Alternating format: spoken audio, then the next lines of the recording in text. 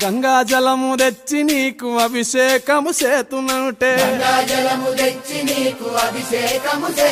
మరి గంగా జలమున సేప కప్పల ఎంగిలంటున్నావు శంభో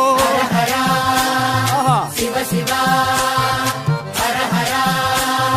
శివ శివ సాంబ శివ నీదు మహిమ ఎన్నటికీ తెలియదాయే ఆవు పాలు తెచ్చి నీకు అర్పితము చేతునంటే ఆవు పాల లేక దూడల ఎంగిలంటున్నావు శంభో ఓహో గట్టిగా